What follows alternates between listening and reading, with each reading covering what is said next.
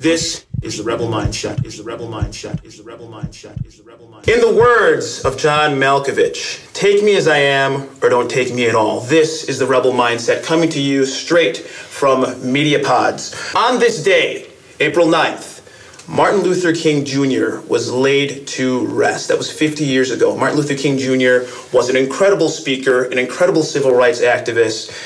This man walked dozens of miles, gave dozens of speeches, and impacted countless lives. He was a man with a dream and a man with a vision, and he was not afraid to defy expectations. The purpose of the Rebel Mindset and this entire podcast is to help motivate people to maximize their potential, both professionally and personally, while giving a middle finger to the status quo and to conformity. That's pretty much the theme of it. My personal story, people have been telling me for a long time that I do too much, that I should be doing this, that I should be doing that.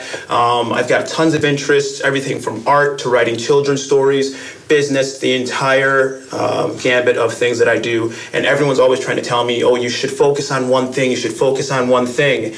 I tell them that I am focusing on one thing. I'm focusing on being myself, okay? And I think that's the most important thing you should be focusing on. And so today we're talking about expectations, redefining our expectations and defying the expectations of others. I have two incredible guests with me here today. I've got Franny Udell, and I also got Erica Swerdlow with me today here in the pod. Incredible women with an incredible backstory. We like to think so. Yeah, I mean, you guys are awesome. I want to go ahead. I want to, do the little rebel icebreaker and ask you guys, spanking or no spanking? And I want to be clear here. We're not talking about in the bedroom. I was okay, I know. No, we got to be clear. Spanking or no spanking the kids? Because this is an interesting topic. You guys are both parents. You're asking me a good question. Do we spank or do we not spank? We spank. We don't like to spank, but you need to sometimes. You need to spank. We spank, and other parents don't. And when I was raising my kids, parents weren't spanking the kids, and I just spanked my kid, and they said, they're going to call DCFS on me. And I said, you can call all you want. You need some sort of discipline. Totally. And I can say, probably, we did it under 10 times. No. But there under are 10 times? No, not me. I mean, I probably spanked my kids maybe 5 times, 3 kids. Okay. But someone who you've told not to cross the street, okay, and run across the street, and they do it defiantly, they're going to get killed. So a little spank to remind them who's boss. But you must have had some pretty good kids, because I mean, if you only spanked, but I screamed till like the walls. Your screams were kind of like a lashing. I spanked, but it only works with certain. Like I have 3 different kids. 3 different personalities. The discipline only works. Like one kid would say, you can't spank me hard enough. It's not going to matter. Keep spanking me, all you want. Oh my. And I mean, I would look at my hand, it would be red as can be, and I would be like, it's hurting me, not them. You're hurting yourself when you're hurting the There were kids. a couple soaps in the mouth too. Yeah. I mean, I was definitely spanked, and you feel like... No question about it. You feel like things have definitely changed, I mean, I felt like, when I was younger, and I grew up, I was born in, 79, grew up in the 80s, spanking your kid was normal. I saw kids getting spanked at the malls, like, ooh, man. Like, sometimes my dad spanked us. It happened. My mother put a needle on my tongue. Your mother what? Put a needle on my tongue. Because I swore at her. As a disciplinary? Yes, because I swore at her. She took a needle. And my mother was the kindest soul. Don't try that at I know someone who put baking soda on her kids' tongues because it tasted bad. Meanwhile, she looked like she was a cokehead walking around with a bag of bacon. Everyone's got their weird No one way. does that, though. Everyone who's watching this is going to, turn me in. No one does it. That's why Erica and I became friends. That's how we became friends. That is how we became friends. Because we were real. We were real about how hard it is to raise children. And our kids aren't perfect, and we were, volunteering, 2nd grade, I think it was. We were volunteering, and we had to do this big poster board and wasting all this time. We took off work, and we're wasting a ton of time. And then we looked at each other and said, this is a thankless job. These brats will never appreciate this. Believe me, I love my kids dearly. Yeah. But we said... And she is the best mother I know. Oh, yeah. Absolutely. So, but we said they would never appreciate it. And then she called me one night, and we're just discussing, and I said, I can't stand my kids right now. They're all in their bedrooms. Now, Franny, how many kids do you have? I have 3 kids. You have 3 kids. Okay, and Erica, how many kids do you have? I have 3 sons and 2 stepchildren. Okay, 3 sons and 2 stepchildren. So you have 5 kids. Now, yes. Now you've got 5 kids. Yes. Excellent. You got 3 kids. Yes. I mean, what do you think is different about how parents, young parents today, okay, and today I really do want to talk a little bit more about women, okay, so let's talk about mothers, because this is kind of the topic. I got 2 mothers here, so let's talk about mothers here. So what do you think is different about how mothers in general might be raising their kids compared to kind of how you guys did it? Because you guys both don't have 3-year-olds at home. We have grown children. You guys have grown adult children. Yes, well, mine don't live with me, any of them. Right, so they're out of the house. Maybe it's because I spanked them too much. Yeah, and they're all out of the state. They all are out of state because I spanked them too much. Listen, Franny and I are similar personalities, but I think the big difference is too much of what you've heard, helicopter parenting. Yeah. If you do not teach children to be independent or give them an opportunity to be independent, you will be sorry later. Right. And believe me, our kids, they grew up with really nice lives. They sometimes even depend on us more than we ever depended on our parents at this age. But there is a lot of helicopter parenting. We see it with younger employees that have children and the way they raise their children. What do we think are the negative parts of that? I mean, what's the negative wrong? part of what is wrong with this whole helicopter thing? Because these kids can't be independent and resourceful, and they rely on their parents to make all their decisions and do everything. And when I never sat down, I mean, I would quiz my kids or something if they needed help. Yeah. I never sat down and said, do your homework, do your homework. Right. I was the type of parent that said, no one helped me, and I graduated, I went on, got a law degree, et cetera, et cetera. No one helped me. It falls on you. I'm not going to feel guilty about it. And I have something similar I say to my kids. It is so exhausting to be a parent. And I'm going to sit down after a day of work and do their homework for them. Parents are doing their homework for their children. What I say to my kids, and when the teacher would call and say, your son hasn't done his homework, most parents are like, do your homework. I'm like, you have one life. It is yours. You make the decision. They want to ensure their kids are on the right track, and the track that they want them. I know, but they're going to do whatever it takes to make sure that they stay in the lane. But it's a disservice. You're not teaching your kids to be independent and doing their own thing. They have to rely on their parents. They can't even be their own decision maker. Yeah. That's the negative part about it. We are seeing, and I have gotten these employees. I have had an employee walk into my office and say, my mom is going to call you because she doesn't think I make enough money. Stop it. Now, you said stop it. I said something much dirtier. Wow. I said, get out of my office and don't ever walk in here with anything that starts with, my mom is going to call you. Wow. Incredible. That was going on. Yes. Incredible. That brings me to something. One of my mentors, and I have a lot of different mentors that help me in business and personally, all that stuff. And one of my mentors told me that frustration is a direct result of a disconnection between reality and expectation. Okay, so your expectations and reality are not parallel. And that's when people get frustrated. I feel like young people today have expectations that truly don't parallel reality. Yep. They think that everything in the world is going to come to them, and you don't have to work for anything. Right. And it's going to happen fast. Right, overnight. And it doesn't. We're doing a huge disservice. A lot of it, I do believe, and we could do an entirely different podcast on technology moving to the dark side and what it's doing to society, what it's doing to teenagers. I call it screenagers. There's a lot of issues affecting the way kids know how to respond and react. Totally. Now, Erica, you are CEO of Y Communications. This is the PR world. Yes. Okay, so give us a little bit about your backstory. I mean, I know that this is not your first company. No, it's my second company. At my advanced age, I did it again. But I started in public relations out of college, which I didn't major in. But to the rebel cause, I was like, I read about it, and I said, I can do this. And I called my first job, what turned out to be my first job, so many times. He said, Erica Swerdlow, come in. I've got to meet you. I've never had someone call me so much, and this business is about perseverance, and you've got it. And he hired me, and I took to it like a fish in water. It's just what I know and what I do. So public relations, I learned a lot, and in 1993, I had been at a few companies.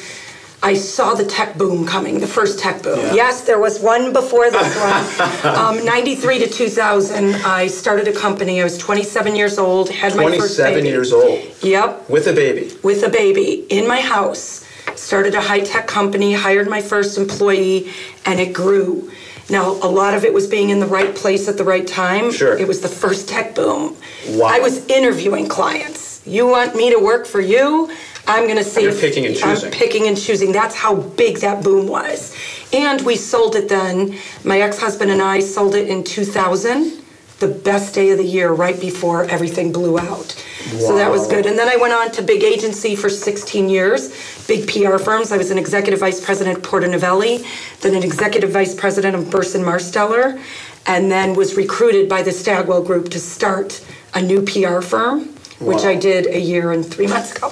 Incredible. I mean, so you really... And had babies all along the way. And you had babies and everything. I mean, you were truly rebelling in a lot of ways against the expectations that probably most people have of somebody who is young. Young and female. Had a child, all that stuff. Incredible. And Franny, the same for you. I mean, you were defying expectations in a lot of different ways. I mean, you went to law school, am I correct? And you also carry a pistol.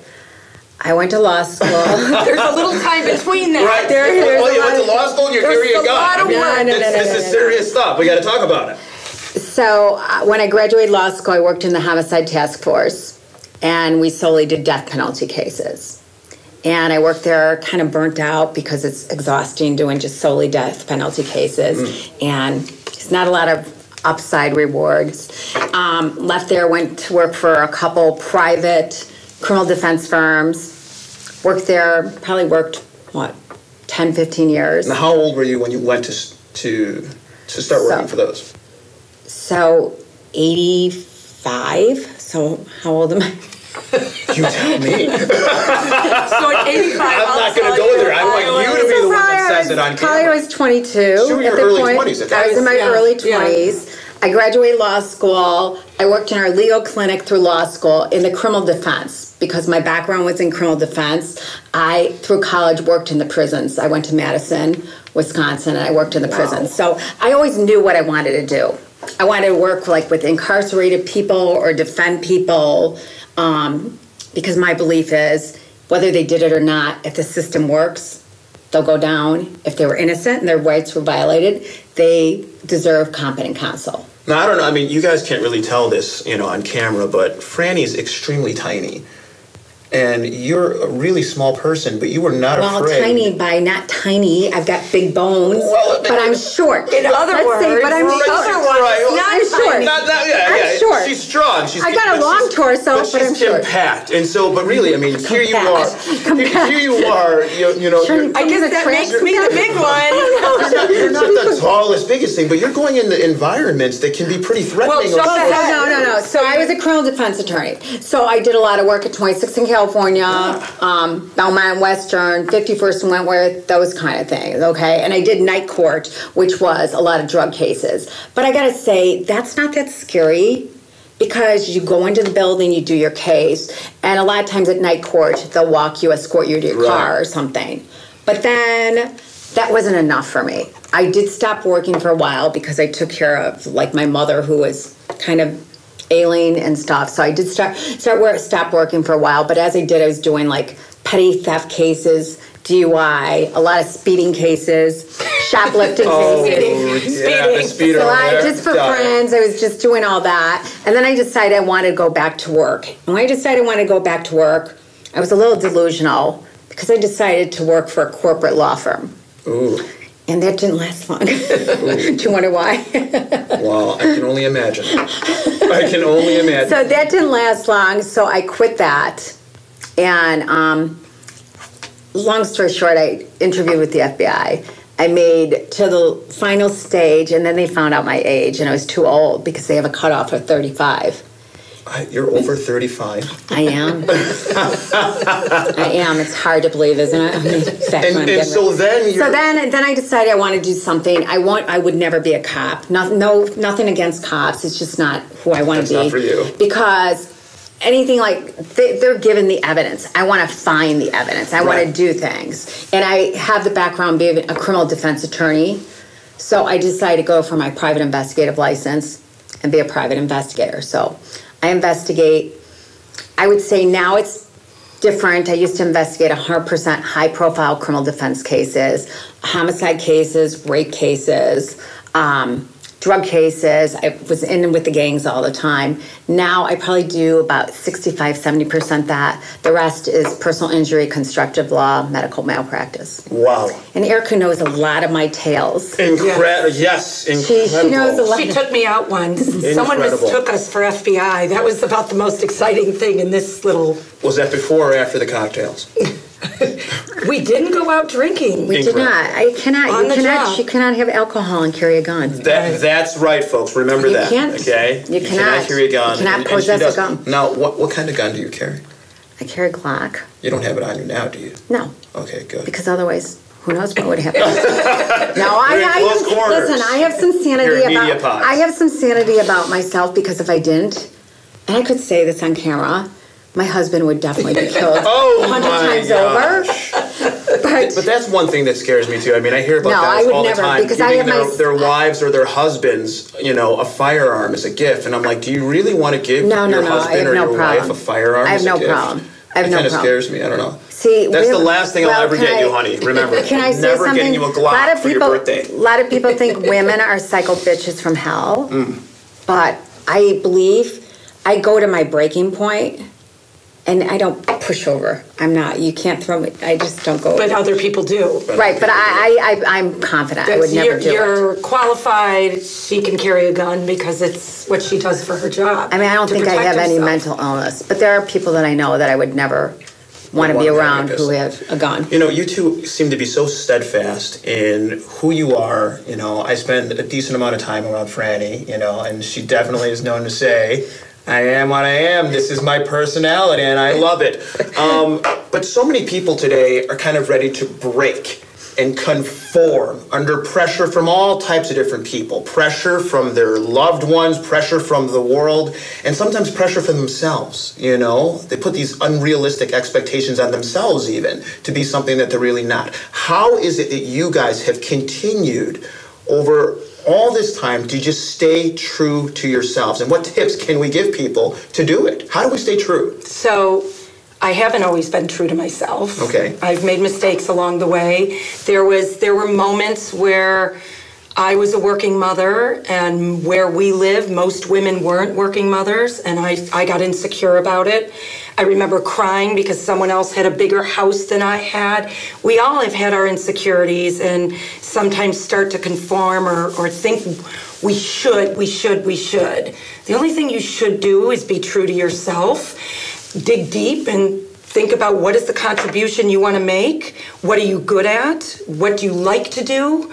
Those are the questions you ask yourself, and then you follow through with it. You brought up Martin Luther King Jr. I mean, the two things I always tell people is, this won't sound like me. Franny will be like, who is this? But Martin Luther King said, I have a dream. He didn't say I have a strategic plan. Right. So keep dreaming. You need to dream, but then you do need a plan to execute. Right. So there is a yin and yang to it. You can't just say be yourself and then, it'll come to you. You got to work hard. You got to tell the truth, and you got to treat people fairly. You do those three things, I've proven it. You will be successful. No matter who you are, what circumstance, because I was a pretty insecure person, didn't know what I wanted to do. And now looking back, when people ask me, how did you make such a success? I worked hard, I told the truth, and I treat people fairly. And then lastly, I've added this, take risk. Now let's talk a little bit about, this idea of taking risk. Because so many people are afraid to take risks. And scared to fail. Scared to fail, and sometimes afraid to succeed. Yeah. They're afraid to succeed. Yep. I mean, what was it that pushed you, and allowed you to feel comfortable, Franny, leaving kind of, and I know you weren't comfortable in the corporate world, but I mean, you were totally okay with kind of pushing and reinventing and trying to figure out what that right place was for you. I cannot be at a job or somewhere 9 to 5.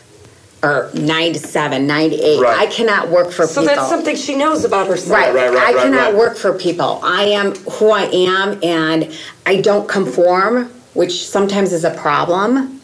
And that I was miserable there. And I didn't care that I was quitting because it wasn't who I was. I was trying to be someone who I'm not. Right. And I was just like, I have to leave here. I cannot do this. And it's one thing that I taught my kids too, because growing up, when I was raising them, I did work. They were, most of these parents were going to all these kids' baseball games, softball games, dances, cheerleading, whatever it may be. And I couldn't be at most of them. And even if I wanted to be, I chose not to be, which was bad. But I taught them that, you know what, I love you. I'm there no matter what. I'm there when you need me. I tried to be there every night for dinner. And I think that was important. Now let's talk about that just for a moment, because one thing that my wife struggles with all the time is this balance between her business, she's got this interior design business, she's a brilliant interior designer, and devoting time to her business and devoting time to being a mother. And sometimes she feels like she can't really balance the two, and whenever she puts, a little bit more attention into one, she feels like the other is suffering. So here's the deal, and this is my calling in life. I was hoping we'd get here because I have lived it. Okay. First and foremost, if you love your children, never feel guilty. Guilt gives your power away. Right. Guilt gives your power away. You will do things that give your power away. It took me a long time to realize that. If you love your children, they are going to turn out fine. The best thing I ever heard about how to balance, and I saw it on that show with Don Cheadle. What was that funny show we loved? He plays a consultant. I don't know. Oh, you've got to watch the show. Anyways, there's a scene where there's a working mom and then this younger woman who's coming in to take over her job. She tries to hurt her feelings and she says, so how do you balance it all? And she had the best answer. She said, you pay attention to one thing till you've neglected something too long, and then you go over here and you pay. There is no perfect answer. Right. There are weeks that I have to work like an animal, and I am going to miss a couple things for my kids. I have in the past. And then there's times I will take off work, and I was putting up bulletin boards with Franny at the school, despite it being a huge waste of time. There is no perfect answer. It's just what you can do and not feel guilty about. Your kids are going to grow and they're going to develop their own identity and want to be with their friends and want to be going here and there. And she's going to be left at home feeling like she did nothing in life. And I gave up, my career or my work to be with my children. Yeah. You can't live vicariously through your children. Yeah. And you have to let them go. We know a lot of women now, with all due respect, who are fumbling a little bit because they get their children were their lives. And that's amazing. I'm sure they were wonderful mothers. But now your children are gone. And what do I do? And what if you have a divorce? And where's your How are you going to make money? Yeah. It's been scary for a lot of our friends. And I don't begrudge any parent, mother who wants to stay home with their children. Absolutely. Some of them are just really good at it. I, though, needed more stimulation. Right. I couldn't go to all these mommy talk groups and everything and just talk about, when my child went to bed, what they ate, when I changed their diapers, stuff like that. That's not me. I could just see you there just dressed in black in the corner. They're all in their pastels. I just needed more. I needed intellectual stimulation. But there's mothers that I don't fault them. They're very happy doing that. But you have to just make peace with the balance thing because your kids will be fine. You're going to do as much as you can do, but you're also going to fulfill what you need and what your family may need financially. You've got to get rid of the guilt. Totally. You know what?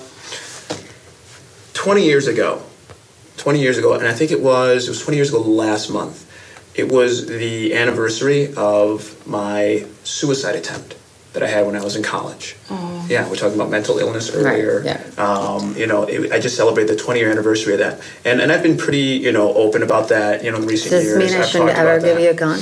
Well, interestingly, Franny, the other day, I felt like, not that I feel unstable in any way. But I don't see that about you. But I do think that that personally, that mental illness and depression isn't something that's just ever gone. It's something that you're always kind of managing. And to make a statement to kind of myself, I don't own a gun, but I was a FOID card, carrier, and I took my FOID card and I cut it up. I cut it up just to make a statement because I was like, you know what? I don't really want to have it. I don't feel the need for it right now, and this depression thing is something that I've been battling. So you had depression? Yeah, I was depressed. It wasn't a crisis? Yeah, I was depressed, and I think I am still depressed in some capacity. I think it's something that you're fighting, and it's a lifelong thing that you're dealing with. And sometimes that beast of self-doubt kind of rears its ugly head a little bit more than others. But it's something that's never away. It's kind of like, if you're an addict or something, you're always kind of battling and dealing with the fact that you have to manage your relationship. Listen, I know lots of people. That's your chemical imbalance. That's nothing about you, because at times, like, I may feel lonely but then because of my makeup, I'm able to say, snap out of it, don't be like this, and I just go on. But because of you have this, it's nothing that you or your personality it's your chemical balance. Well, and I bring this up because sometimes we say, man, this strength of character. Sometimes people can just snap out of things. Yes, and that's why I can absolutely snap out of things. Yeah. So Franny's seen me at Lowe's. I've had life crisis. I've had a health crisis. I had a divorce. There's things that come up, and she calls it psycho hibernation. I go into psycho hibernation. I just go into my room. Text me and say, I'm going into psycho hibernation. Nobody talk to me. I'll talk to you when I'm out. Right, and it could be 3-4 days later. Right. I have never felt like that, which is, I guess, a good thing. But my kids, I've told you this before, my kids have asked me, rate my happiness. I don't know really what happiness is. I'm content. Right. I'm content. I have no regrets in my life. I'm, content with all my decisions, how I lived my life, how I raised my kids. But happiness, I don't know. That's at a level that I don't think I've ever experienced. Well, and I totally understand that, because happiness is a conditional state. You're more for peace and contentment. Exactly. But I bring up this topic, though, to you guys, because sometimes people think, they look at people that have had a certain level of success, and they think, well, your life must have been perfect. Or, you didn't have any struggles. Nobody's life is perfect. Well, you had all these advantages that perhaps I didn't have. Well, you weren't depressed, or you weren't divorced, or you weren't beaten. And it's not true. I'll tell you what's true. But what do people need to do to kind of push past some of these challenges that they've had in their past? There is no doubt, grew up very lucky with 2 parents that loved us, with a roof over our heads, with a warm bed, with food, all that. Those are things that we are very lucky. But a perfect life, I always say this, if everybody could put their problems in the middle of a circle and they said pull out whatever problems you want, you would pull your own right back, because everybody's got problems that seem worse than yours. Absolutely. When you hear about it. No one knows what goes on in people's households. Nobody has a perfect life. But you assume, when you see the facade, it must be perfect. The problem is, when I was raising my kids, everyone acted like their kids were perfect. And no one's kids are perfect. My oldest gave me a run for my money, I'll tell you. But the thing that's interesting, I wrote this in kind of the little survey you asked for. I call it delusional confidence. I made this up. I love it. What is that? What is delusional confidence? Delusional confidence is I walk around confident and I shouldn't be. I shouldn't be. I've had all kinds of crazy things in my life. I've done. But I always say to people, just be confident. You're going to make mistakes. Be confident. Go for it. It's a weird thing. It's my delusional confidence. I will push back when I feel strongly about something. I will apologize when I'm wrong. That's powerful. Most people don't do it. You can't do it. You apologize when you're wrong is a very powerful way to be, but also don't apologize when you're not. Right. Be sorry when you're wrong and be confident for everything else. Now, I've got a question for the two of you. And I think it's an important question. What expectations do you have of yourself as a professional woman in today's society? We've got the whole Me Too movement, and I'm sure you guys have opinions on that, and there's a lot going on there, a lot. But what expectations do you have of yourself, as a professional woman, as successful women, that you could share with the listeners that allows you to walk your path every single day when you wake up? Mine only is to be myself, to never change who I am, not alter my decisions based on what other people think of me. That's a good one. And I'm always going to stay true to who I am. My expectations, I kind of said it earlier, is to always work as hard as I can. Like, not to phone it in, be prepared, work hard, always be truthful, and, as I said, push myself to take risks so I don't ever get bored. Okay, so I want some tips, okay? You've started a company, all right? 5 tips for somebody that wants to get out there and start their own business, but they don't know what to do. They're afraid. They think that they don't have what it takes. They're afraid to take the risk. What tips could you give them? 5 tips. First, start in a confident way. If you don't believe in yourself, no one else is going to, right? So that's the old adage. But be confident and believe in what you're doing. I've said it 15 times already, but you work hard. You may not be the smartest. You may not have all the answers. Work hard. Be a problem solver.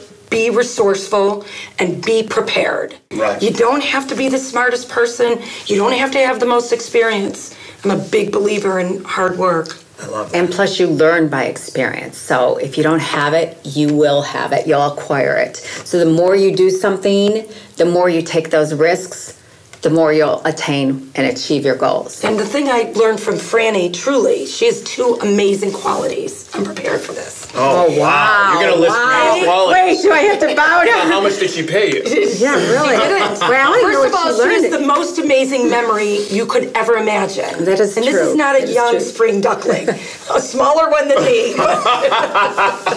An older She doesn't one. have her gun, so I'm actually 5 years older than her. She is. She is the most amazing memory, but Franny is the most resourceful, which is one of the things I admire most in people.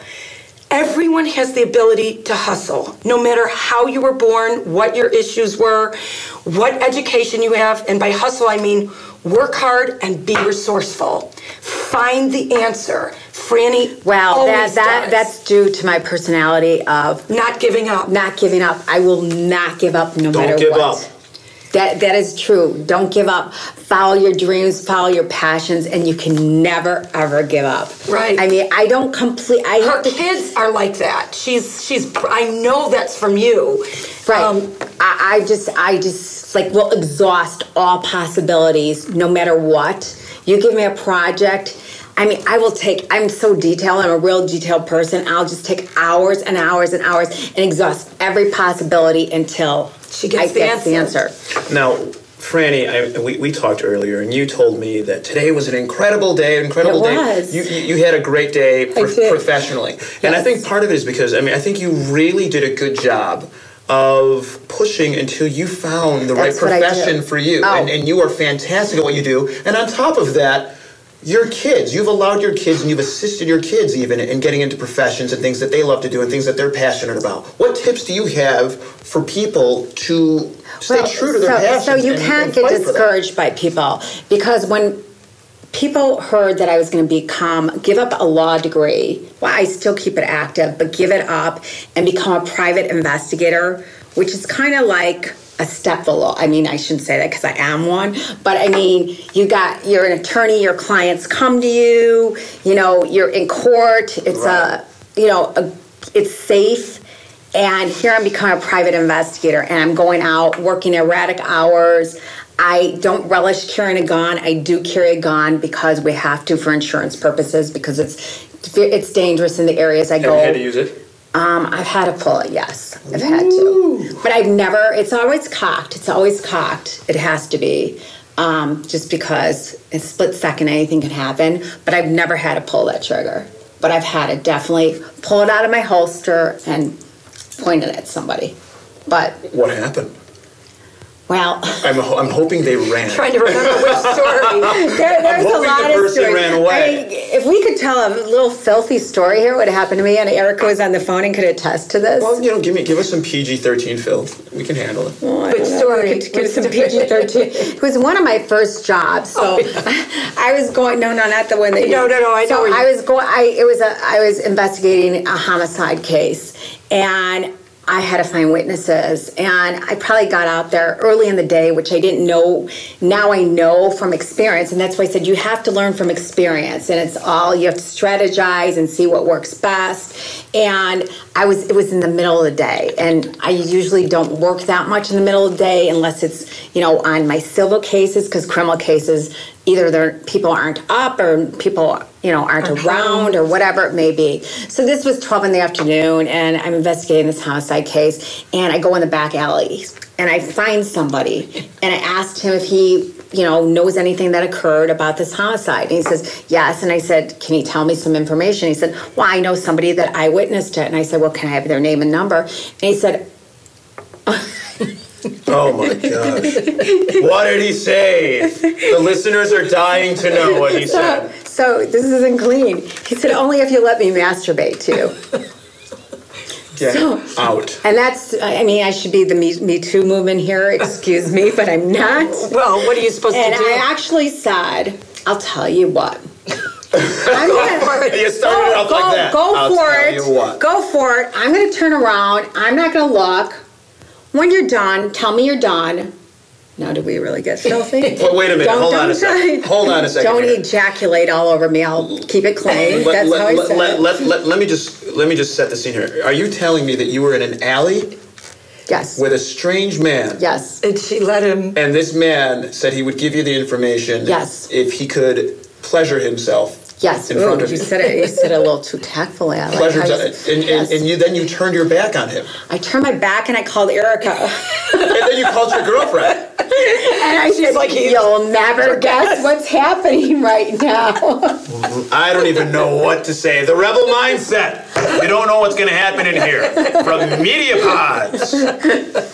And then he said, okay. I said, are you done? And he said, yes. I said, you're going to give me your information? He said, yeah, do you have a pen? And I gave it to him, and he tried to hand it back to me. I'm like, no, I don't want the pen. It's okay. Keep the pen. It's your gift. And you know what? All that information panned out. Wow. So I guess, you know what, it was during the Me Too movement, I maybe would have been offended. But I'm not easily offended because I'm a strong woman. And you know what? If I don't want a man flirting with me, if I don't want a man, wanting to ask me on a date or something, I have a mouth and I'm going to talk. And that's why I say these men cannot, overpower you. We're strong women and we got to speak up for ourselves. And we can't be belittled by men trying to take advantage of us. And I think what's important is we got to get this out. There are situations where that does it. Yeah, so Franny and I are people, but I've been in this situation where it's been awkward or I don't want to speak out because I just don't want to go there. My thing is this. However any woman deals with these situations is her choice. And never, ever, ever should we judge the decision they make to speak out, to not speak out, to take it, to talk about it, whatever they're comfortable. This is not a male versus female. I wrote this on my Facebook. This is a asshole versus normal person. Right. It's someone who abuses power, man or woman, is an asshole. I'm sorry to use that language. There's no other way to talk about it. Right. If you abuse power, you're an asshole. The person who's been abused against, we have no right to judge what decision they make. No, there are times I've opened my mouth, there's times I let it just pass, and there's times I look back and I wish I would have punched them in the face. Every time I've had to react differently. Now, what tip do you have? Because, I think that younger people these days, they're not quite as comfortable with human connectivity and these interactions. You know, I mean, it's everything is they're face down into a device. Right, exactly. And so you might have a younger woman that didn't have to really ever deal with so much human connectivity with an older boss, and maybe she's just not comfortable and doesn't know what to do, doesn't know how to express. Everything is online. Though it's awkward. What tip could you give a young woman that finds herself in this situation? She wants to move forward. She's being taken advantage of. What tip do you give a young person that's in this It's very difficult, position? and I get asked all the time from people who have just been in a situation. One of my clients, she's a younger woman than me, she called, I told you this story, and she called me and said, you know, I was out with a bunch of guys, and one of the sales guys, in front of everyone, he's the lead sales manager, said, you know why I'm not going to hire women? Because they're a pain in the ass to deal with. And she was so upset. Now she just heard he's not going to hire women. She's standing there. She didn't say anything to him. So now she feels bad about herself. She said, what should have I done? What do I do? I said, in that moment, and I've been there, I have looked at someone and said, did you really just say that out loud? Because it's not appropriate anymore to talk that way, let alone act that way. Now I'm older and I'm confident and I can say that. She's like, I don't think I could have said it. I said, well, I don't know how you're going to handle it, except now you know what his true feelings are. Right. And you have to respond to it somehow. You have to work there every day and figure out how to do. Every situation's different. I can't say to someone, you should open your mouth. She might get fired for it. Well, that's their problem. They're in a vulnerable situation. There is not. I just say document. I mean, that, you know, because even if you go to HR, you don't know who they're going to tell in turn, and it's going to jeopardize your job.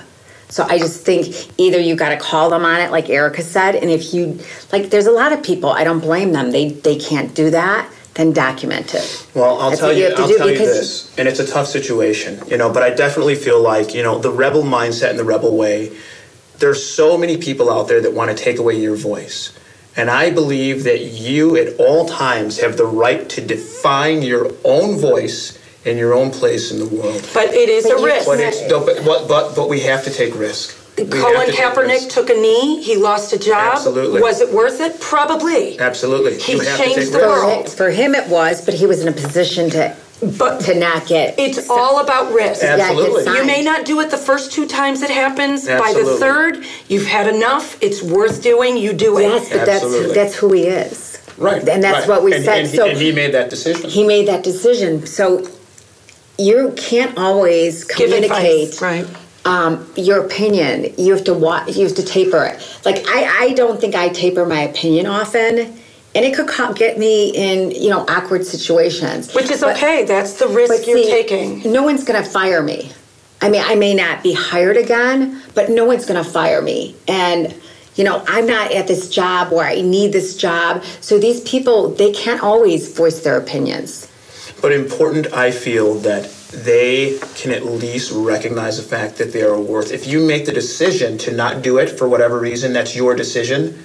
But I need people to understand that they have the right. You have a right. You have the right to speak out. You might have to take whatever consequences come with whatever it is that's happening, but you have the right to define your voice, use your voice. That's one of the things that you asked about, something that sets us apart. And I said I'm always able to verbalize my opinion. And I oftentimes don't taper it, but not everyone has that. And so what do you offer these people that don't have that? I think it just goes back to get out of your comfort zone every once in a while. If something's really bothering you and you're letting it happen over and over again, maybe that job is not worth it. Open your mouth and do something different. I love it. So it takes courage. It takes, I'm scared a lot. I took on this job. I'm older now. I'm much more experienced, but I also could have just stayed where I was and collect my salary. I push myself, and every day I tell my staff, we say yes to our clients. Sometimes we say yes, but, or yes, I need more time, or yes, Erica, look what I just got us into. We will be resourceful and figure it out. I love it. I love it. Thank you, ladies, so much. You both were incredible. The rebel mindset. Growth is not possible without resistance. It's not. It doesn't matter in what way it happens. Whenever something is growing, it is pushing up against something else. We talk about expectations and reality paralleling. You have to make sure that the expectations you have in life parallel reality. Otherwise, you will be frustrated. But the reality is that you have the right to define your own voice, and you have the right to claim your own reality, your own place in this world. If there's something that you want to do, if you have an idea or a dream, push for it, fight for it, and be prepared to take the risks. Because as our incredible guests here say, there are risks in everything that you do in life, but the rebel mindset is to defy all the haters and claim your ability to define your own place and your own expectations. So this is the rebel mindset. We will be here next time speaking to Israel Mandrake, mentalist, who's going to be talking to us a little bit about authenticity. So he's an incredible, incredible person. I'm so excited to have him here in Media Podz. And I want to thank everybody here at Media Podz, Dave Cohen and Joe Pettinato, for being incredible behind-the-scenes guys here for us. And I want to thank my guests here today. You guys were incredible. So thank you so much. Thanks for having us. Thank you. Awesome. All right, guys, rebel on.